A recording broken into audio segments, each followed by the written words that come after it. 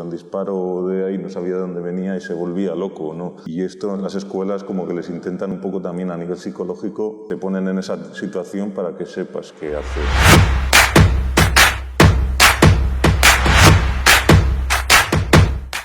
Soy Diego Herrera Carcedo, soy fotoperiodista, nacido en Bilbao, tengo 30 años y me dedico a cubrir conflictos sociales tanto en España como a nivel internacional. Siempre me había interesado el mundo audiovisual, por ello estudié un grado superior de realización de audiovisuales y espectáculos, siempre me había gustado la fotografía, el vídeo.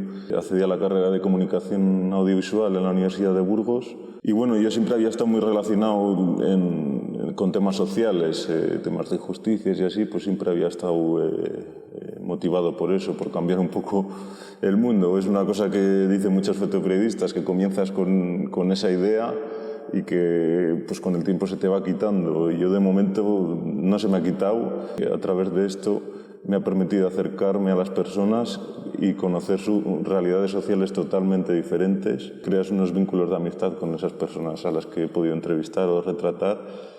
Y yo creo que eso que como humano me ha enriquecido bastante. Decidí un poco intentar dedicarme a ello y ayudar un poco socialmente, a la vez que informando, sin olvidar que tenemos que tratar de ser lo más objetivos posibles dentro de lo que se puede. Bueno, no, el entrar en el mundo del fotoperiodismo hoy en día no es tan difícil, o en la fotografía en general. Yo empecé con una cámara de 200 euros o algo así que me compré. O sea, en realidad tú te puedes meter en esto cuando quieras, otra cosa es vivir de ello. Eso es otra cosa aparte que, pues, tal y como está hoy en día la profesión, pues es difícil, muy difícil vivir de ello.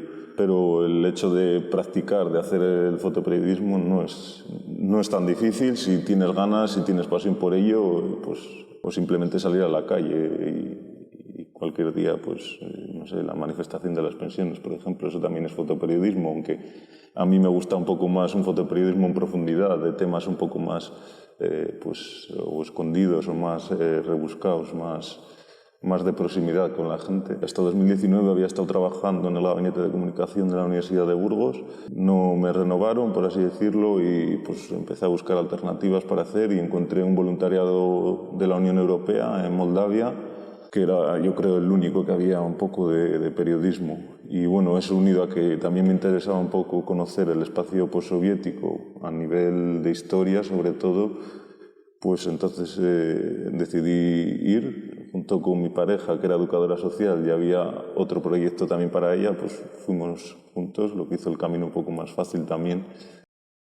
Allí, cuando llegué, la gente que me encontré en Gagauzia, que era donde me asenté, es una autonomía al sur de Moldavia, hablaban en ruso y yo no tenía ni idea. O sea, inglés no sabía, ni incluso la gente joven sabía. Pues poco a poco empecé a estudiar ruso y luego llegó el confinamiento, el coronavirus. Nos confinaron allí 2 meses y bueno, pues fue...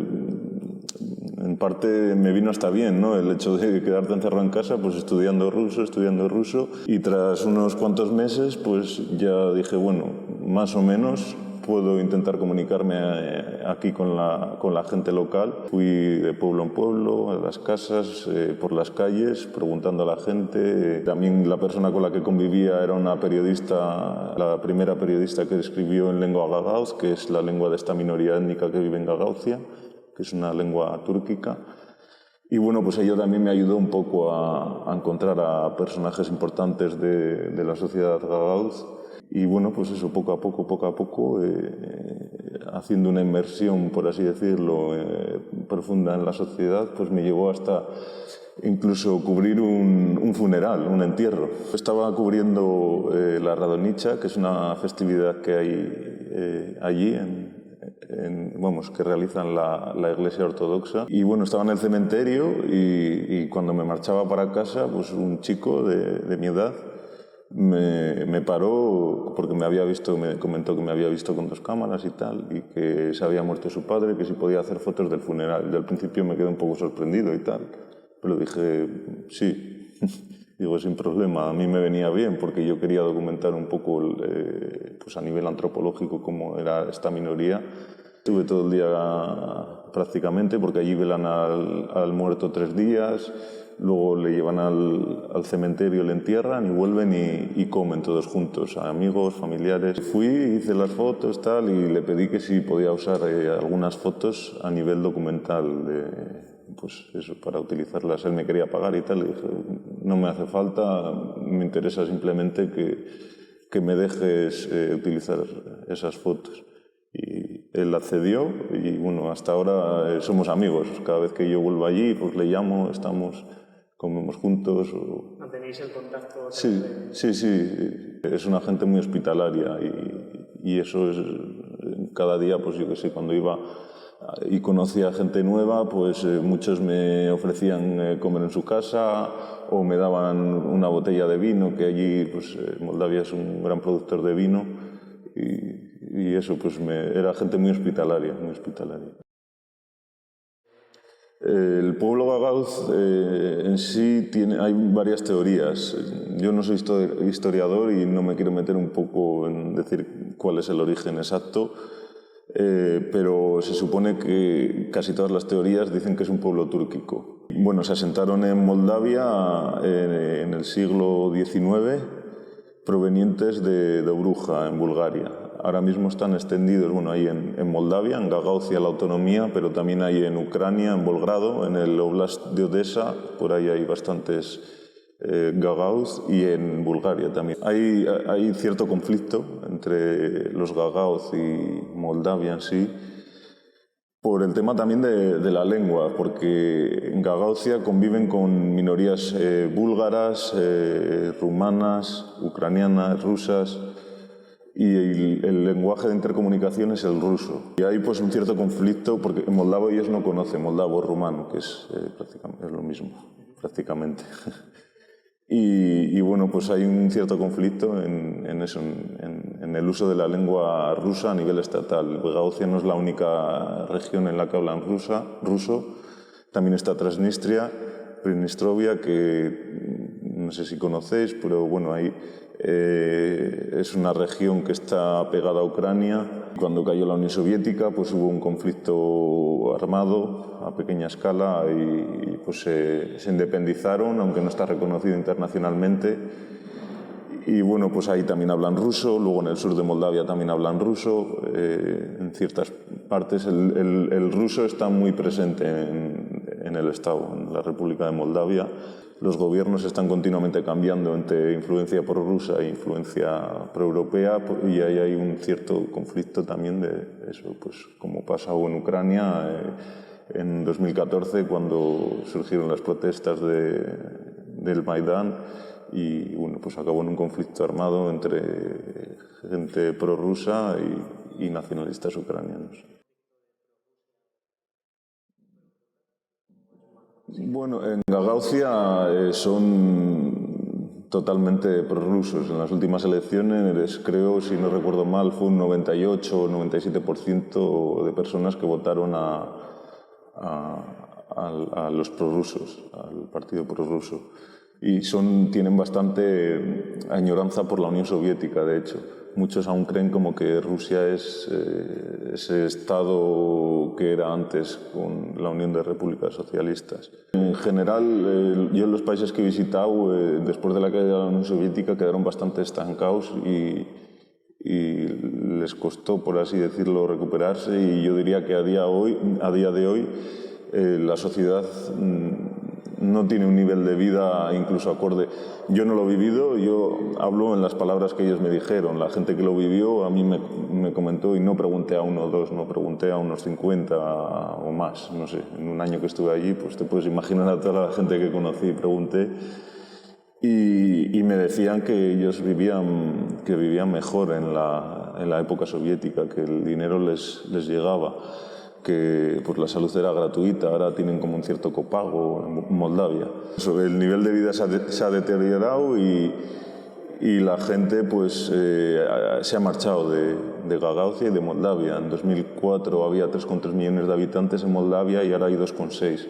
la población joven en general se marcha, pues en Gagauzia en concreto, como en las lenguas túrquicas, pues se van a Turquía, o como saben rusos se van a Rusia, o si no a Alemania, a ganar dinero allí y luego en todo caso a volverse. El problema ahora mismo, el periodismo cada vez es como quiero esto y lo quiero ya, como que cada vez es más rápido, tienes que conseguir las cosas más rápido.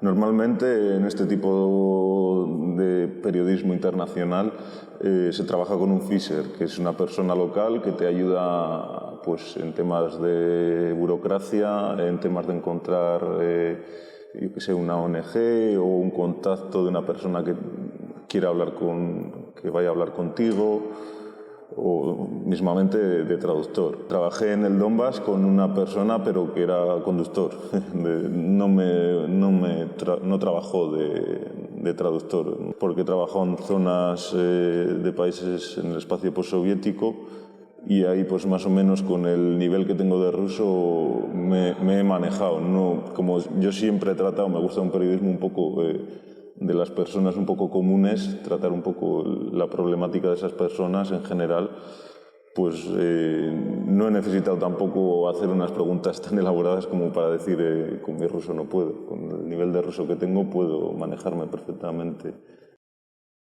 Por así decirlo, Armenia, a nivel de habitantes, inversión militar y tal, es el segundo país del mundo más militarizado, por así decirlo. El primero creo que es Israel. Y sí, allí ahora mismo, a raíz del conflicto en el que perdieron parte del territorio, después de la derrota de Armenia en Nagorno-Karabaj y la firma del tratado con Azerbaiyán, con la mediación de Rusia, pues la situación no ha mejorado mucho. El 12 de mayo de este año, Azerbaiyán comenzó a invadir, a incursionar en territorio armenio y hasta día de hoy tienen posiciones en territorio que se supone que es armenio.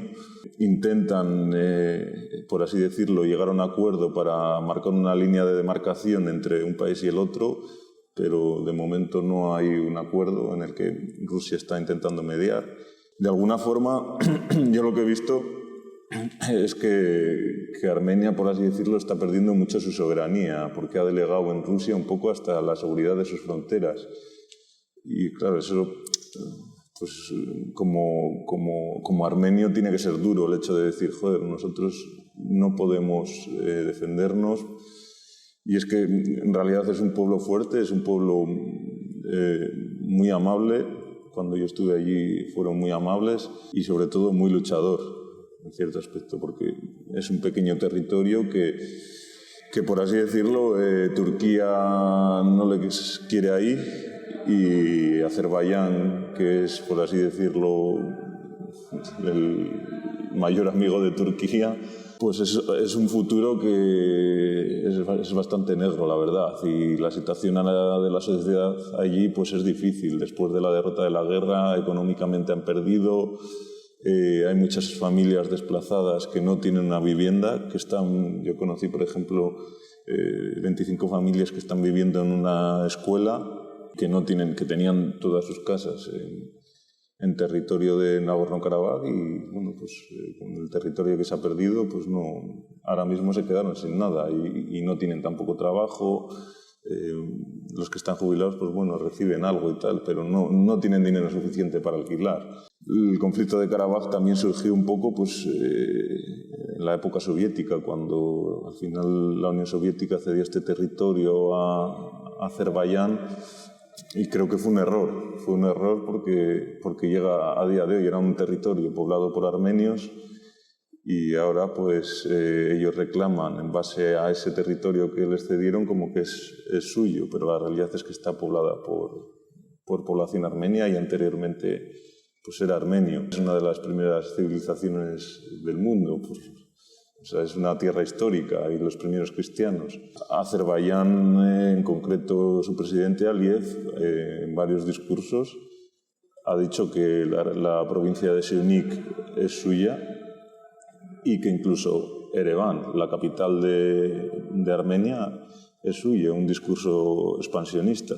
Por así decirlo, Armenia está entre medias de todos los pueblos túrquicos y yo entiendo que para ellos, o por lo menos para Turquía y Azerbaiyán, puede llegar a molestar y por eso quieren un poco quitárselo del medio. Yo la verdad que estuve allí 6 meses y pedí permiso un poco a las autoridades para ir a la zona en las que había incursionado Azerbaiyán, en la línea fronteriza. Pero la verdad que no dieron permisos, no me han dado, he insistido en numerosas ocasiones y no me han dado permisos, igual que no daban permisos tampoco para ir a Nagorno-Karabaj. Pero bueno, siempre hay alguna forma de llegar a sus sitios y en Yeras, que es un pueblo que también hace frontera con Azerbaiyán, pues fui un día para intentar cubrir algo allí de la frontera porque estaba habiendo tensiones, estaban disparando y tal. Y bueno, pues cuando llegué allí, aparqué el coche y 2 vecinos, cuando vieron que saqué la cámara, vinieron y como que me amenazaron en que no grabara nada o que no hiciera fotos y que me marchara. Me quedé ahí un poco, intenté hablar con el de prensa del Ministerio de Exteriores de Armenia y me dijo que en el pueblo en sí podría estar. El caso es que dije, bueno, no quiero líos, cogí el coche y me fui un poco más adelante en el pueblo, en el mismo pueblo. Aparqué y vi justo unos soldados. Pregunté, digo, oye, aquí unos vecinos me han amenazado, digo, yo puedo grabar aquí, o sea, grabar, no, hacer fotos y tal. Me dijeron, no, necesitas como un permiso del Ministerio de Defensa y tal. Estuvimos hablando un poco, tal, de dónde eres, tal, no sé qué, y yo les pregunté también.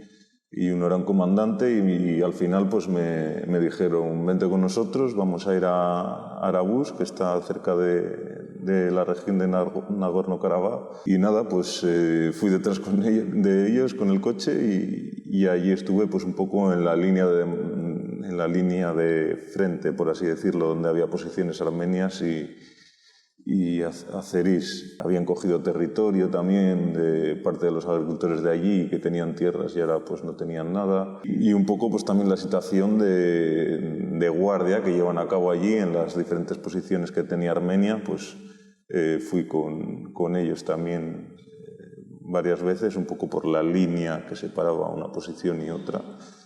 Y cubrí un poco, pues documenté un poco la situación en el frente, pero no hubo ni disparos ni nada, o sea, tensión en el momento en el que yo estuve no hubo. Pues en Armenia en sí lo que más me impresionó fue un poco el cementerio de Yerablur, que es donde entierran a los militares caídos en combate, porque había gente muy joven. Chicos muy jóvenes, de 18, 19 años, 20, gente muy joven. Y bueno, pues tuve la oportunidad de estar allí el 27 de septiembre, que fue cuando comenzó en el aniversario del comienzo de la guerra. Y bueno, pues el ver a las familias destrozadas, incluso se te caía alguna lágrima a ti al ver tanto dolor, al fin y al cabo. Las escuelas militares, antes de esta guerra, había una que era Boma, que ya preparaba militarmente a civiles. Después de esta guerra comenzaron otras 2 escuelas militares, que es Poga y Atán. Allí realizan formaciones tácticas, primeros auxilios en situaciones de conflicto, cartografía, ejercicios físicos y también precisión de disparo también, con un Kalashnikov también. Algunas escuelas tienen Kalashnikov y otras con una tipo carabina. Pero más allá de eso no les mandan al frente, eso no, para nada. Les preparan para en un futuro, como allí el servicio militar es obligatorio, les preparan para que cuando vayan al servicio militar lleguen más preparados también y en caso de que haya una guerra, pues que sepan algo, ¿no? Que sepan, que estén más formados, que lleguen formados.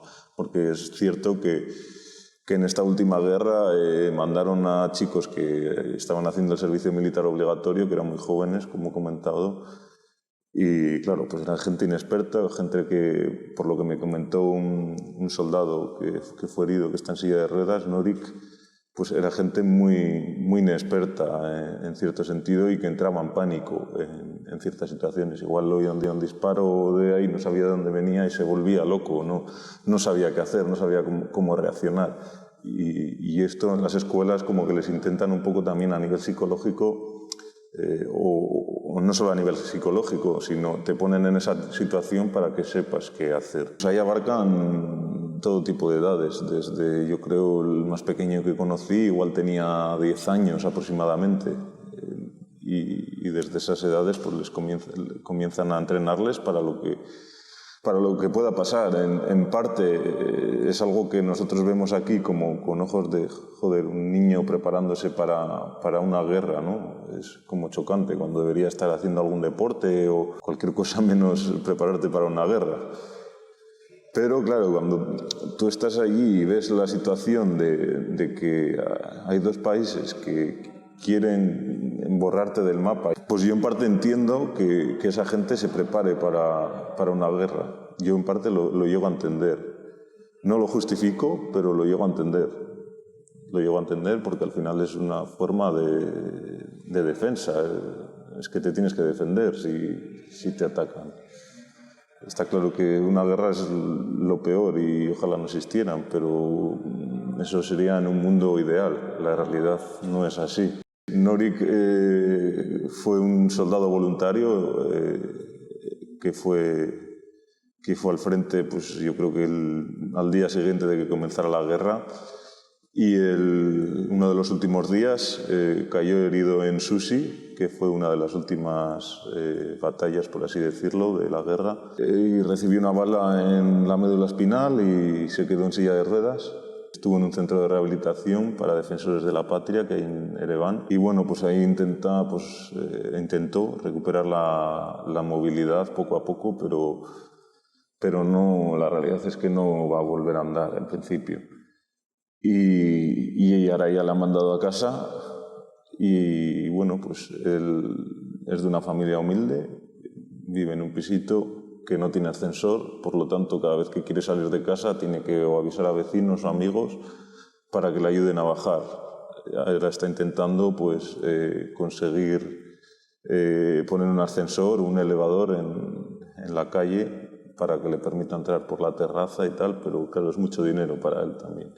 Y bueno, pues ahí anda intentando conseguir ese dinero para poder hacer eso y continuar un poco de alguna manera con su vida. Algo curioso de este hombre al que hice una entrevista que todavía no he publicado, pero que publicaré en vídeo, es curioso que él no se arrepiente para nada de haber ido al frente, pese a las consecuencias que ha tenido, no se arrepiente para nada de haber ido al frente y tiene un espíritu, o sea, si surgiría otra vez la oportunidad de ir y él andaría y tal, él iría de nuevo.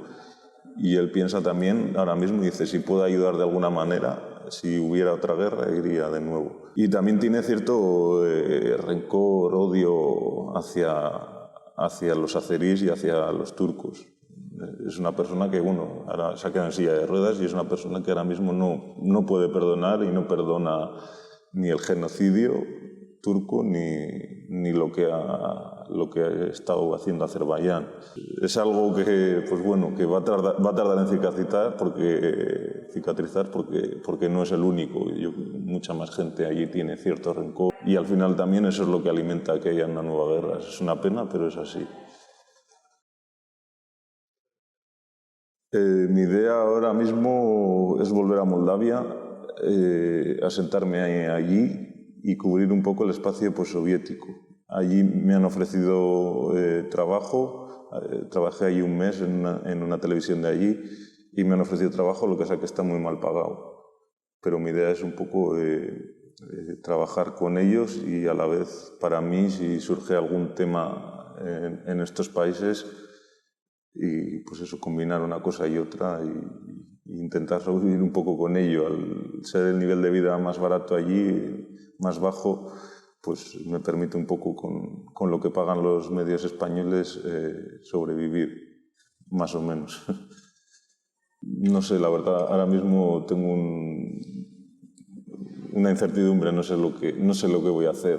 En principio no me voy a desligar del mundo periodístico o al menos del mundo audiovisual no, pero no, es un futuro difícil, bastante difícil, pero bueno, yo de momento voy a seguir intentando sobrevivir con ello, porque esto sin duda es vocacional, no es por dinero, no lo hago, sin duda.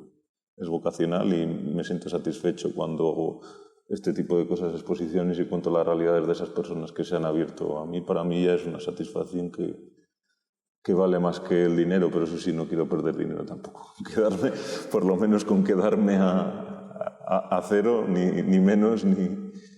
Si es más, pues mejor, pero si no, que no pierda dinero.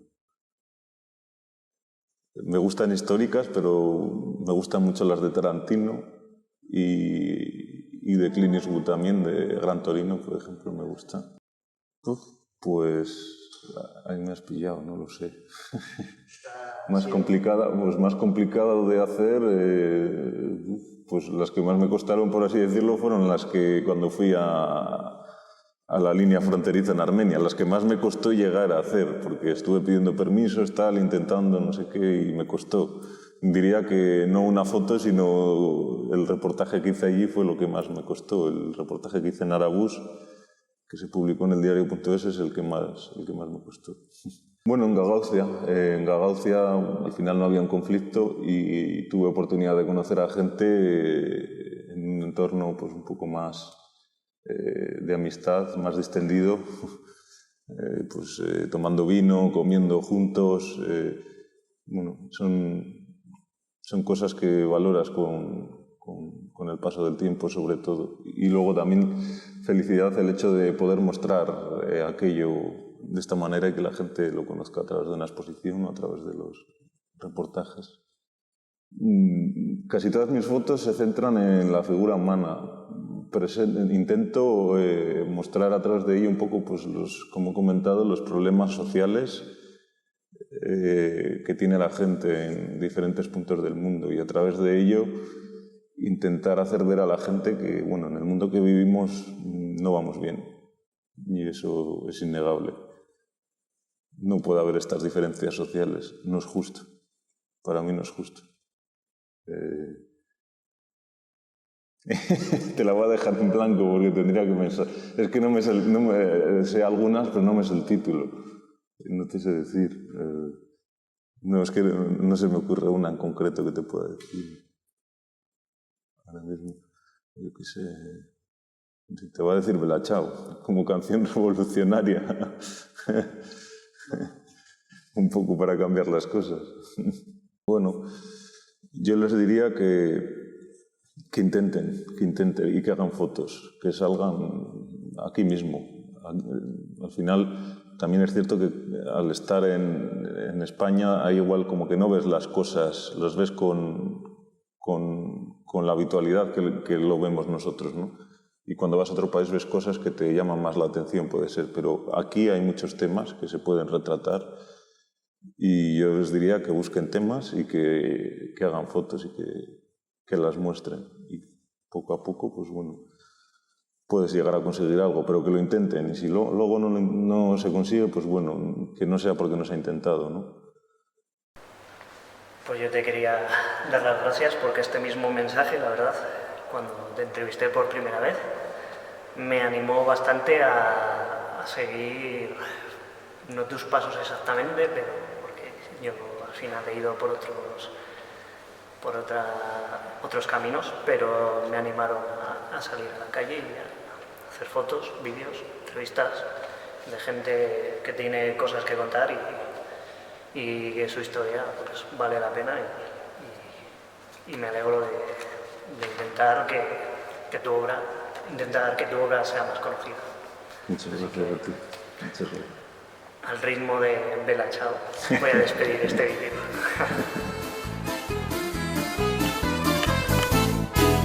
Una mattina mi sono alzato, oh Bella Ciao, Bella Ciao, Bella Ciao, ciao, ciao, una mattina